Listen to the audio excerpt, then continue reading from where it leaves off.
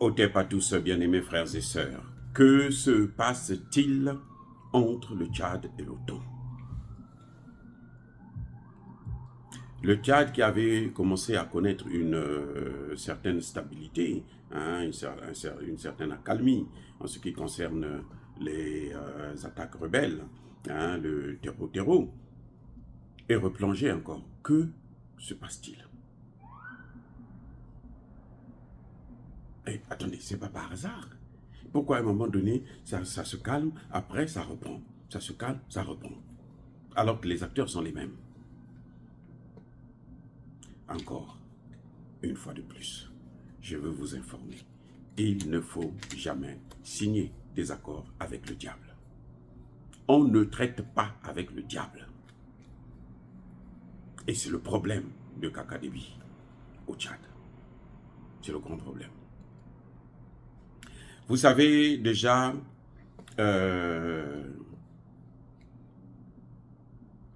l'OTAN, la France notamment, mais les États-Unis, avaient parrainé les négociations pour le retour de Succès Masra dans le pays. Et il était question que Succès Masra puisse être Premier ministre à vie. C'est-à-dire que tant que Kaka-Déby sera au pouvoir, Succès Masra devait être le Premier ministre. Et quand Kaka-Déby part, ou s'il le neutralise, il prend la place. Parce que c'est comme ça, hein? Il ne faut pas se leurrer. Il ne devrait pas être là, être toujours le second. Et il devrait un jour se dire que non, bon, c'est à mon tour. Et puis bon, avec ses maîtres, on neutralise Kaka-Déby. Kaka-Déby, quand il a organisé les élections, il a abandonné le contrat. Il a annulé le contrat, sans l'accord des Occidentaux. Il a nommé un autre Premier ministre qui n'est pas un Premier ministre de consensus avec les Occidentaux. Ça, c'est un problème. Et un grand problème qu'il a avec les Occidentaux, avec l'OTAN, avec la France et avec les États-Unis essentiellement. Et dans ce genre d'affaires-là, même que si vous voyez Kaka-Déby aller vers la Hongrie et autres, parce que la Hongrie fait partie des pays de l'OTAN, tout ça là, ça ne signifie rien, ça ne change rien.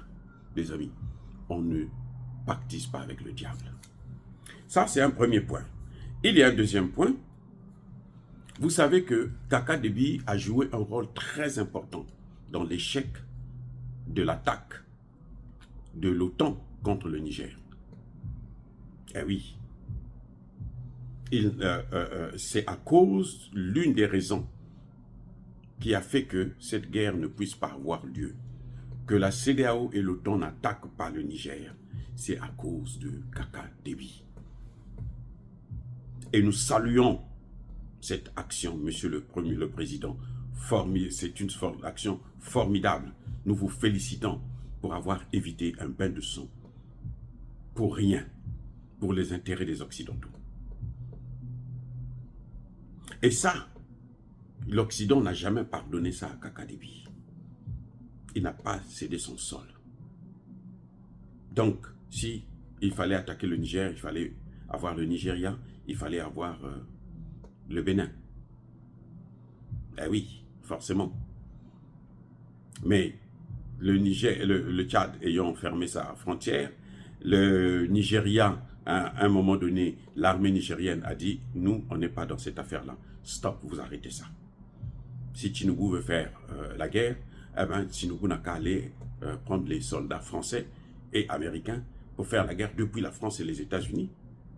Ils n'ont qu'envoyé des missiles intercontinentaux sur le Niger. Donc voilà, ça ce sont deux points essentiels que Kaka-Déby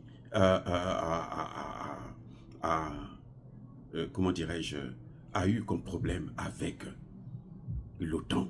C'est ça, ce qui est en ébullition. C'est pour ça que l'OTAN est en train de chercher sa vie. Parce qu'au moment où nous parlons là, c'est maintenant la vie de Kaka-Déby qui est en danger. Mais il n'y a pas que ça. Il y a d'autres éléments. C'est que Kaka-Déby a réussi à rapprocher ses positions avec la RCA. Vous savez, les deux ministres de la Défense, tchadiens et centrafricains, se sont rencontrés et ont signé des accords de défense. Eh oui, pour ne pas agresser ou déstabiliser l'un ou l'autre. C'est un point essentiel qui ne plaît pas à l'Occident, qui ne plaît pas à la France, parce que la France a toujours besoin de la RCA, et la France ne peut agir en RCA que si elle a la possibilité de déstabilisation. Et la meilleure porte de déstabilisation que la France a toujours utilisée, c'est le côté tchadien. Les rebelles en RCA vont toujours se cacher au Tchad. C'est au Tchad. C'est pas au Cameroun. Au Tchad. La déstabilisation de la RCA, c'est toujours passé par le Tchad. C'est d'ailleurs l'une des raisons qui a fait que le maréchal Idriss Déby, le père donc de Kaka Déby, puisse être assassiné. Parce qu'à un moment donné, c'est lui qui, il était, hein, il soutenait justement ces rébellions, cette déstabilisation. À un moment donné, il a dit, non, je ne veux plus continuer à faire souffrir mes frères. Et les Occidentaux ont dit, ah bon, tu vas voir ce qu'on va te faire. Voilà ce que ça a donné comme résultat. Après, nous dirons pourquoi ils sont arrivés à atteindre leur objectif. Et, mes excuses, un autre problème, c'est le fait que Kaka Déby a un nouveau partenaire. Il n'a pas changé de partenaire comme l'a fait le Mali, le Burkina et le Niger. Il a ajouté un nouveau partenaire. Il a fait venir un nouveau partenaire dans son espace. Et ce nouveau partenaire-là, comme par hasard, quand il arrive, les autres n'arrivent plus à opérer comme il se doit. Ça, c'est aussi un autre problème. Et la difficulté que Kaka Déby a, c'est que la base militaire russe qui devrait s'installer en RCA, elle tarde à venir. Parce que cette base-là pouvait couvrir pour le protéger, lui, au Tchad, et même aller jusqu'au Niger. Et puis, c'est cette même base qui devrait aller vers la protection de la RDC. Mais, vous savez comme, très bien, je vous ai dit ça la dernière fois, Touadéra passe son temps à flatter la France pour des miettes. Dernièrement, c'est 10 millions que Touadéra, il est allé s'agenouiller devant Macron pour 10 millions. Et Macron, quand c'est comme ça, il ne cache pas les mots, il dit, donnez-moi, qu'est-ce que vous me donnez en échange? Et ça pose un problème. Voilà tous les problèmes que Kaka Déby a. Il a amené un nouveau partenaire, mais il n'a pas changé de partenaire. Or, dans ce genre de situation, comme l'a montré le Mali, le Burkina et le Niger, c'est que quand tu fais venir un nouveau partenaire, il faut que, c'est la loi de la dialectique, le nouveau doit remplacer l'ancien. Tu fais venir un nouveau partenaire, les anciens là doivent partir. Kaka Déby veut s'asseoir sur les deux chaises, ça ne marche pas. Le monde d'aujourd'hui, là, surtout avec les BRICS, tu ne peux pas suivre les deux lièvres à la fois. Ou tu es avec les BRICS, ou tu es avec l'OTAN. Parce que les BRICS, c'est l'opposant de l'OTAN, c'est l'opposant du G7. Vous savez qu'on est maintenant à G8, ils ont enlevé la Russie, ils ont viré la Russie. Parce que la Russie est opposant. C'est comme ça que ça se passe. Et c'est ça le grand problème que Kaka Déby a. Or, les Tchadiens savent aujourd'hui que leur mal vient de la France. Il n'y a aucun Tchadien sérieux. Je dis bien sérieux. Pas n'importe pas les petits Tchadiens là, les Tchadiens affamés qui ont besoin d'argent, hein, qui veulent s'enrichir toujours, qui veulent le pouvoir. Eux, c'est la France, les États-Unis, c'est chez eux. Mais le vrai Tchadien, c'est aujourd'hui que le problème, c'est la France, le problème, c'est les États-Unis. Et que tant que nous allons coopérer avec ces gens, ça ne marchera pas. C'est ce qui fait que Kaka Déby n'a pas le soutien total de la population, comme on le voit au Mali, au Burkina et au Niger. C'est ça le problème de Kaka Déby, le soutien total de la population. Pour obtenir ce soutien-là, c'est simple, c'est faire ce que cette population veut, faire partir l'armée française, faire partir les Américains, couper le pont, couper les relations. Or, Kaka Déby, quand Bokel est allé là-bas, il n'a même pas demandé le départ des troupes françaises. Bokel l'a dit. On croyait qu'on ne devait pas savoir. Bokel a dit aucun pays, que ce soit le Gabon, que ce soit le Tchad, que ce soit la Côte d'Ivoire, personne ne demande le départ des troupes françaises. Au contraire, il préfère que nous, on puisse être là. Et voilà. Tu ne peux pas mélanger ces gens-là, les Russes, les Français, les Américains. Non.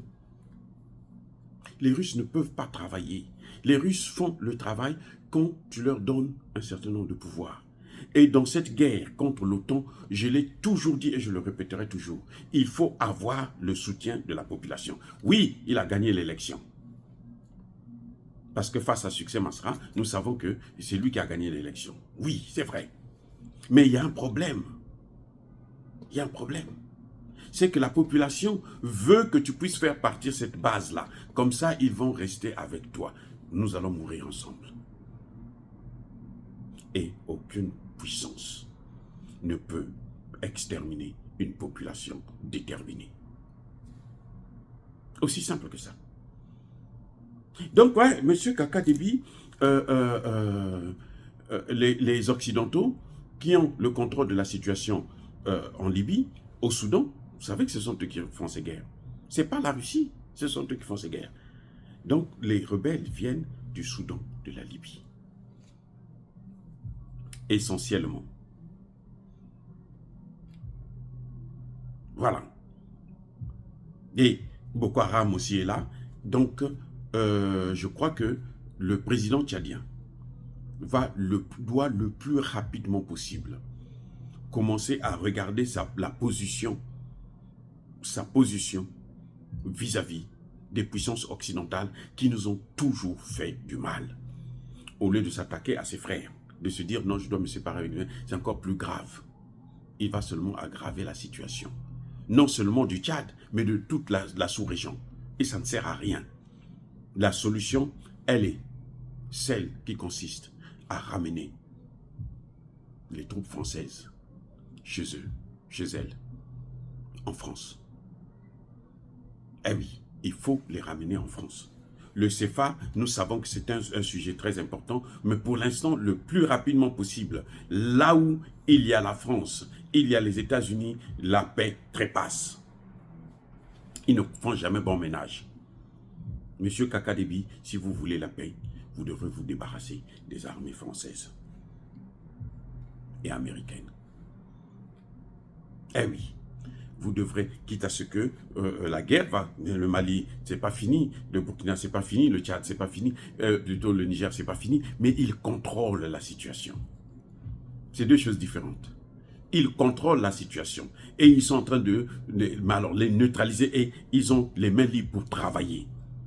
Arrêtez de penser que la France va vous développer, va vous donner l'argent pour vous développer. L'aide au développement, ça n'existe pas. Sinon, on serait déjà développé. Vos parents, vos ancêtres ont fait ça. Tous les pays que vous voyez là, l'aide au développement, on a déversé. L'aide au développement les enrichit. Vous voyez, en Ukraine, l'aide au développement, l'aide à l'Ukraine, à la guerre en Ukraine, 80% de cet argent-là reste aux États-Unis. Ça relance l'industrie d'armement américain. À quoi ça sert? Donc, vaut mieux ne pas avoir ça. Vaut mieux souffrir et libre que d'être riche et esclave encore. Est-ce que vous pourrez être riche avec les Occidentaux? Non. Soyez bénis, abondamment bénis par le Dieu de Kémité, par nos ancêtres évangélisés. Mais que tous ceux qui persécutent le continent africain le pillent et le déstabilisent, qu'ils soient noirs, blancs, chinois, arabes, juifs, indiens, qui qu'ils soient punis, maudits, foudroyés, neutralisés, écrasés, effacés par le Dieu de Kémité, par nos ancêtres évangélisés. Vive l'Afrique éternelle, j'ai dit et j'assume.